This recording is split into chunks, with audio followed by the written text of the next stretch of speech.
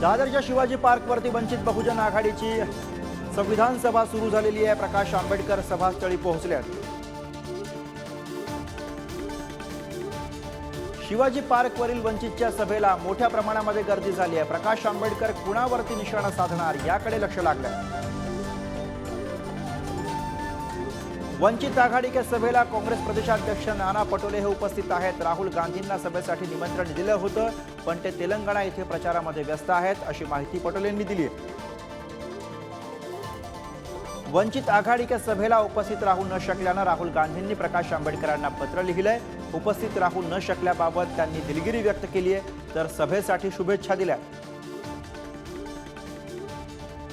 रविकांत तुपकर यांना बुलढाणा शहर पोलिसांनी ताब्यात घेतले। तुपकरांनी शेतकऱ्यांच्या विविध मागण्यांसाठी 29 नोव्हेंबरला मुंबईमध्ये जाऊन मंत्रालयाचा ताबा घेणार असल्याचा इशारा दिला होता। रविकांत तुपकर यांच्या अटकेच्या निषेधार्थ जालना महामार्गावरती टायर जाळून निषेध करण्यात आला। कार्यकर्ते आक्रमक झाले। तुपकरांच्या अटकेच्या निषेधार्थ कार्यकर्ते आक्रमक झाले। तुपकरांना अटक केली तरी आंदोलन थांबणार नाही। शेतकऱ्यांना घेऊन 28 तारखेला मंत्रालय ताब्यात घेऊच, असा इशारा युवक प्रदेशाध्यक्ष दामू अण्णा इंगोले यांनी दिला। रविकांत तुपकर यांच्या अटकेवरती सदाभाऊ खोत यांनी प्रतिक्रिया दिली आहे। तुपकरांसोबत सरकारनं चर्चा करावी, या सगळ्याकडे सरकारनं सहानुभूतीने बघावं अशी विनंती करतो, असं सदाभाऊ खोत म्हणाले। रविकांत तुपकरांच्या निषेधार्थ बुलढाण्यामध्ये ठिकठिकाणी जाळपोळ करण्यात आल्यात आणि काहींनी टॉवरवरती चढून तुपकरांची सुटका करण्याची मागणी केली।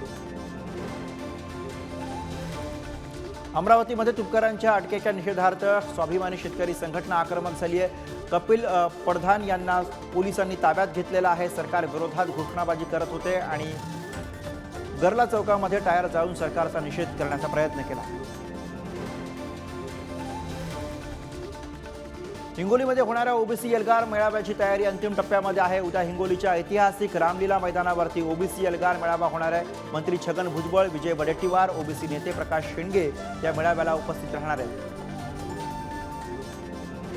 उद्या हिंगोलीमध्ये होणारा ओबीसी मेळावा उधळून लावू असा वक्तव्य हे मराठा संघटनेने केलं होतं आणि यावरती ओबीसी नेते प्रकाश शेंडगे यांनी प्रत्युत्तर दिलंय। मेळावा शांततेमध्ये झाला नाही तर जशास तसं उत्तर देऊ, असा पलटवार प्रकाश शेंडगे यांनी केला। हिंगोलीतील ओबीसी मेळाव्याला मी उपस्थित राहणार आहे। मराठा समाजाला ओबीसी कोट्यामधनं आरक्षण नको, हीच माझी भूमिका आहे, असं वक्तव्य विरोधी पक्षनेते विजय वडेट्टीवार यांनी केलंय। आरक्षण मागताय तर बाबासाहेबांचं नाव का घेत नाहीत, असा सवाल भाजप आमदार गोपीचंद पडळकरांनी मनोज जरांगेंना केलाय। आम्हाला अभिमान आहे की बाबासाहेबांनी आम्हाला घटनेमध्ये आरक्षण दिलं, असंही पडळकर म्हणाले। मराठा आरक्षणाबाबत सरकारची भूमिका स्पष्ट आहे, मात्र यात विनाकारण भुजबळांनी वादळ उभं करण्याचं काम केलंय, असं वक्तव्य मंत्री राधाकृष्ण विखे पाटलांनी केलं। न्यायमूर्ती शिंदे समितीला राज्यभरामध्ये 35 लाख कुणबी नोंदी सापडल्यात। यामध्ये खानदेशात सर्वाधिक कुणबी नोंदी सापडल्याची माहिती आहे। जालन्याच्या अंतरवालीमध्ये मराठा आंदोलनामध्ये दगडफेक केल्याप्रकरणी 3 आरोपींना 2 डिसेंबरपर्यंत न्यायालयीन कोठडी सुनावण्यात आली आहे। अंबडच्या जिल्हा आणि अप्पर न्यायालयानं हा निर्णय दिला। जालन्याच्या अंतरवाली सराटीमधील लाठीमार प्रकरणी पोलीस तपास करतायत। तपासामधनं खरी वस्तुस्थिती समोर येईल, असं वक्तव्य अजित पवारांनी केलं। अंतरवाली सराटी दगडफेक प्रकरणामध्ये गरिबावरती कारवाई करण्यात आली आहे। बीडमध्ये घरं जाळणाऱ्या आरोपींवरती पोलिसांनी का कारवाई केली नाही, असा सवाल रोहित पवारांनी केलाय। तर 31 डिसेंबरपर्यंत राज्य सरकार पडेल, असा दावा सुद्धा पवारांनी केला। सरकारने मराठा कार्यकर्त्यांना अटक करू नये, त्यांनी त्यांचं काम निष्पक्ष पद्धतीनं करावं, असं वक्तव्य मनोज जरांगे यांनी केलं। मराठा आरक्षणासाठी राज्य सरकारनं विशेष अधिवेशन बोलवावं, अशी मागणी खासदार सुप्रिया सुळे यांनी केली आहे। जालना जिल्ह्यामध्ये 1.5 महिन्यांपूर्वी झालेल्या आंदोलनाच्या वेळी पोलिसांनी लाठीमार केला, त्याबाबत तीव्र पडसाद उमटल्यानंतर जालन्याचे तत्कालीन पोलीस अधीक्षक तुषार दोशी यांना सक्तीच्या रजेवरती पाठवण्यात आलं होतं। आता दोशी यांची पुणे लोहमार्ग अधीक्षक पदावरती नियुक्ती करण्यात आली। जालन्याच्या जामखेड इथं सुरू असलेलं धनगर समाजाचं आमरण उपोषण मागे घेण्यात आलंय। मंत्री अतुल सावे, संदीपान भुमरे यांनी फळांचा रस देत उपोषणकर्त्यांचं उपोषण सोडवलंय। जातनिहाय आरक्षणापेक्षा आर्थिक निकषावरती आरक्षण मागावं असं श्री नरेंद्राचार्य महाराज म्हणाले। तर फडणवीसांनी दिलेलं आरक्षण नंतरच्या सरकारनं घालवलं, समाजानं फडणवीसांच्या पाठीशी उभं राहावं असंही नरेंद्र महाराजांनी म्हटलं। जरांगे पाटलांनी काय मागावं हा त्यांचा प्रश्न आहे, पण आम्ही ओबीसी मधनं सरसकट कुणबी प्रमाणपत्र आणि आरक्षण देऊ शकत नाही असं वक्तव्य राष्ट्रीय ओबीसी महासंघाचे अध्यक्ष डॉक्टर बबनराव तायवाडे यांनी केलं। अलीकडच्या काळामध्ये राज्यामध्ये वाचाळवीरांची संख्या वाढली आहे। रोज कोणीतरी विधान करतो, कोणी आरे म्हटलं की दुसरा कारे म्हणतो। ही महाराष्ट्राची संस्कृती नाही। उपमुख्यमंत्री अजित पवारांनी सर्वपक्षीय नेत्यांना सल्ला दिला। मराठी माणसाच्या विरोधात अदृश्य शक्ती काम करते असं म्हणत खासदार सुप्रिया सुळेंनी केंद्रावरती टीका केली आहे। तर आरक्षणाच्या मुद्द्यावरती अतिशय संवेदनशीलपणे चर्चा झाली पाहिजे, चर्चेला आम्ही तयार आहोत असंही सुप्रिया सुळे म्हणाले।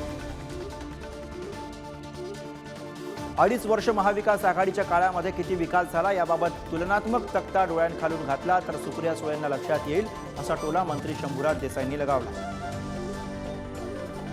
ठाण्यामध्ये ठाकरेंच्या शिवसेनेनं भाजपला मोठा धक्का दिलाय। भाजपच्या महिला नेत्या ज्योती पाटलांनी उद्धव ठाकरेंच्या उपस्थितीमध्ये हाती शिवबंधन बांधलंय। जितेंद्र आव्हाड यांनी सुनील तटकरेंवरती हल्लाबोल केलाय। तुम्हाला पवार साहेबांना संपवण्याची सुपारी मिळाली आहे, उगाच साहेबांना दैवत वगैरे म्हणून सहानुभूती मिळवण्याचा प्रयत्न करू नका असा टोला आव्हाडांनी लगावला।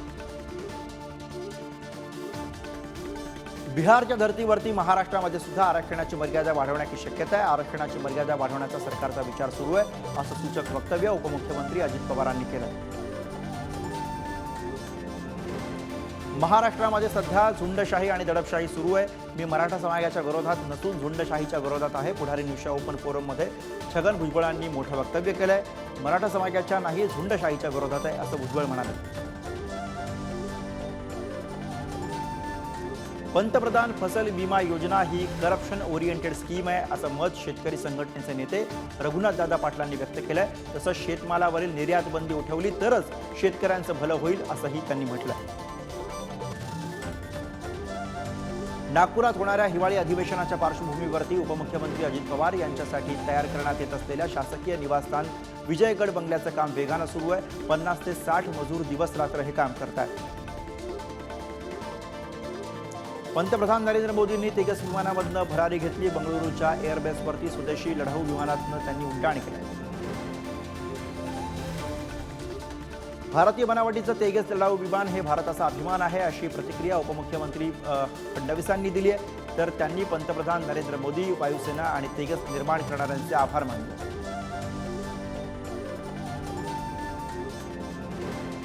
भाजपचे नेते मोहित कंबोज यांनी संजय राऊत यांना खोचक टोला लगावला आहे। चला दुबईला सोबत पार्टी करूया, जर काही फोटो सापडले तर शेअर नक्की करा अशी एक्सपोज कंबोज यांनी केली। धुळ्यामध्ये भाजपचं घर चलो अभियान भाजपचे प्रदेशाध्यक्ष चंद्रशेखर बावनकुळे यांच्या उपस्थितीमध्ये पार पडलं आणि यावेळी केंद्र आणि राज्य शासनाच्या विविध योजनांचं पत्रक नागरिकांना वाटण्यात आलं। भाजप प्रदेशाध्यक्ष चंद्रशेखर बावनकुळे यांच्या नेतृत्वामध्ये निघालेली महाविजय संकल्प यात्रा नाशिकच्या मालेगावमध्ये दाखल झाली। यावेळी यात्रेचं मालेगावकरांकडून जोरदार स्वागत करण्यात आलं। भाजप प्रदेशाध्यक्ष चंद्रशेखर बावनकुळे यांनी मालेगावमध्ये मुस्लिम महिलांशी संवाद साधत त्यांच्या समस्या जाणून घेतल्या।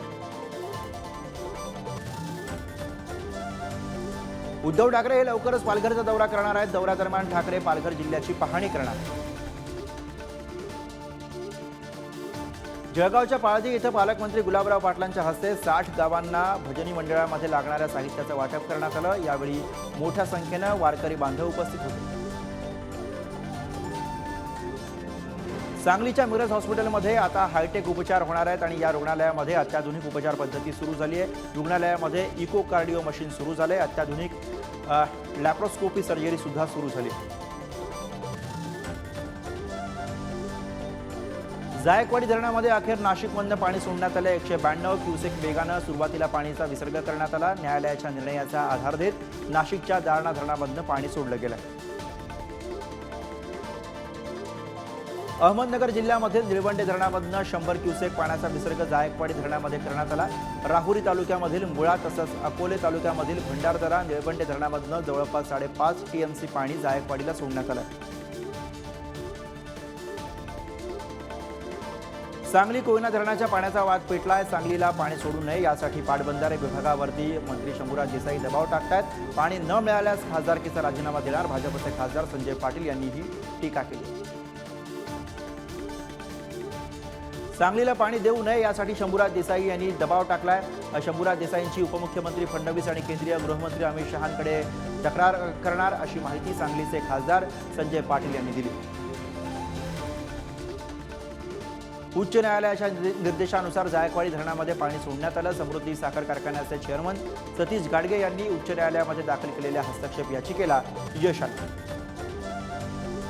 आमदार अभिमन्यू पवार यांच्या प्रयत्नांमधनं किल्लारी इथल्या शेतकरी सहकारी साखर कारखान्याच्या गळीत हंगामाचा शुभारंभ करण्यात आला। या गेल्या 15 वर्षांपासून कारखाना बंद होता।